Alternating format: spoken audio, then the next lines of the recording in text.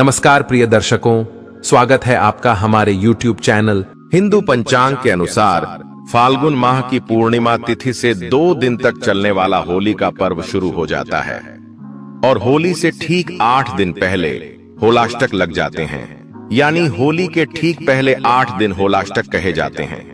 इन दिनों में कोई भी शुभ काम नहीं किए जाते हैं, यानी कि जितने भी मांगलिक कार्य हैं इन सभी कार्यों पर इन 8 दिनों के लिए ब्रेक लग जाता है।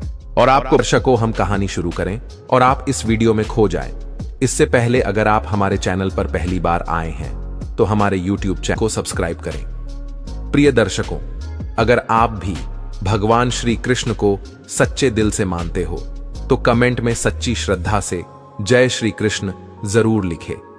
दोस्तों, और आपको बता दें कि होलाष्टक पर ग्रह बहुत उग्र अवस्था में होते हैं। अष्टमी तिथि को चंद्रमा नवमी को, सूर्य दशमी तिथि पर, शनि एकादशी पर, शुक्ल द्वादशी पर, गुरु त्रयोदशी तिथि के दिन बुध, चतुर्दशी तिथि के दिन मंगल और पूर्णिमा तिथि के दिन राहु बहुत ही उग्र स्थिति में रहते हैं। इसलिए इन दिनों भगवान के नाम का जप करना चाहिए, जितना हो सके पूजा पाठ और दान करना चाहिए। ग्रहों की शांति के लिए उपाय किए जा सकते हैं और अगर ज्योतिष विद्वानों की माने तो होलाष्टक के दौरान शुभ और मांगलिक कार्य करने से जीवन भर बाधा आती है। शुभ या मांगलिक कार्य इन 8 दिनों में नहीं करना चाहिए, क्योंकि इन दिनों नेगेटिव एनर्जी बहुत अधिक हावी होती है और इन दिनों शादी विवाह, सगाई, कर्ण छेदन या गृह प्रवेश आदि काम भी नहीं करना चाहिए। ऐसी भी मान्यता है कि इन 8 दिनों में भगवान विष्णु के भक्त प्रहलाद को हिरण्यकश्यप ने बहुत सारी यातनाएं दी थीं, जिसकी वजह से इन 8 दिनों को बहुत कष्टकारी माना जाता है।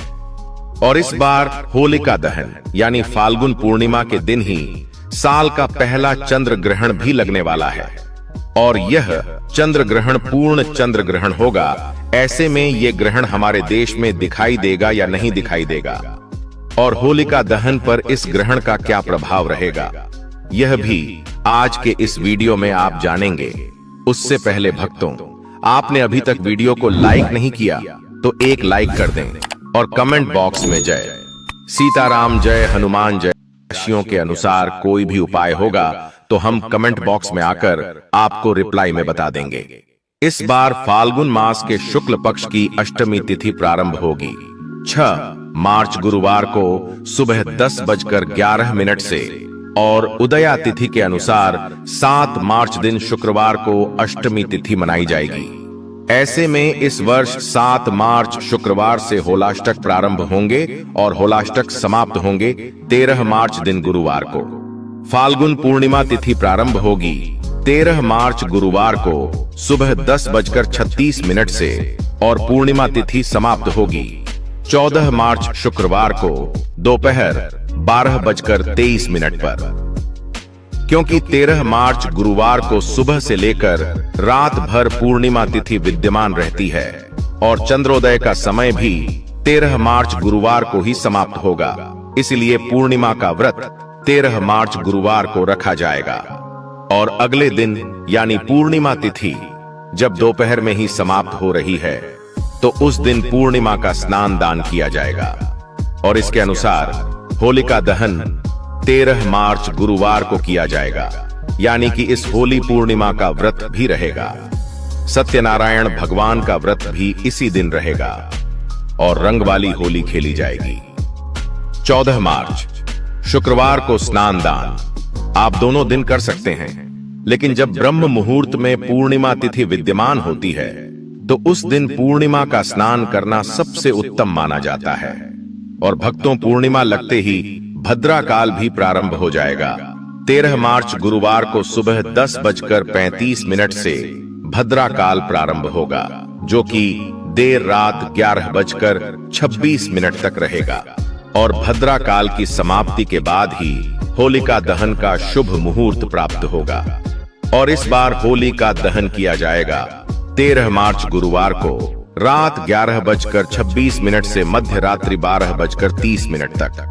भद्रा पूज का समय रहेगा शाम 6:57 से रात 8:14 तक और भद्रा मुख का समय रहेगा रात 8:14 से 10:22 तक। भक्तों, दिन के समय भद्रा है, तो ऐसे में जो लोग होलिका की पूजा करने वाले हो उन्हें शाम को भद्रा रहित शुभ मुहूर्त में, यानी जिस समय दहन का शुभ मुहूर्त हो उससे पहले ही, यानी दहन करने से कुछ समय पहले, कुछ मिनट पहले ही होलिका का पूजन करना चाहिए। होलिका का पूजन हो या दहन हो, हमेशा शुभ मुहूर्त ही करना चाहिए, नहीं तो अशुभ मुहूर्त में किया गया होलिका दहन जीवन भर कष्टों का सामना करने वाला होता है। अब बात करते हैं चंद्र ग्रहण की, क्योंकि इस बार चंद्र ग्रहण का समय 14 मार्च को सुबह 9:29 से शुरू होगा और दोपहर 3:29 पर होगा। क्योंकि यह ग्रहण दिन के समय लगने वाला है और साल का पहला चंद्र ग्रहण भारत में नजर नहीं आएगा, इस कारण हमारे देश में इसका सूतक काल भी मान्य नहीं होगा। दोस्तों, जब भी चंद्र ग्रहण लगता है तो जो ग्रहों के सेनापति होते हैं, मंगल, सूर्य और राहु के आमने सामने होते हैं। इसलिए हमारे वेद पुराणों में बताया गया है, चंद्र ग्रहण जितनी देर भी रहता है उतनी देर देवी शक्तियां का प्रभाव लगभग न के बराबर हो जाता है और इस दौरान किया गया उपाय कभी भी खाली नहीं जाता है। इस दौरान कोई भी व्यक्ति कोई भी उपाय करेगा, उस व्यक्ति को उस उपाय का पलट करके लाभ जरूर मिलेगा। और आपने देखा भी होगा, जैसे ही चंद्र ग्रहण का सूतक काल शुरू हो जाता है, जितनी भी मंदिर होती है उनकी पाठों को बंद कर दिया जाता है। मंदिर के दरवाजे होते हैं उनको बंद कर दिया जाता है, क्योंकि दोस्तों, चंद्र ग्रहण का समय एक ऐसा समय होता है जिस दौरान जो नकारात्मक शक्तियां होती हैं, इनका प्रभाव बहुत तेजी से बढ़ने लग जाता है। इसलिए पूरी दुनिया के जो तांत्रिक होते हैं वो चंद्र ग्रहण वाले दिन का इंतजार बेसब्री से करते हैं, क्योंकि इस दौरान आप कोई भी उपाय करेंगे, उस उपाय का आपको पलट करके लाभ जरूर मिलेगा।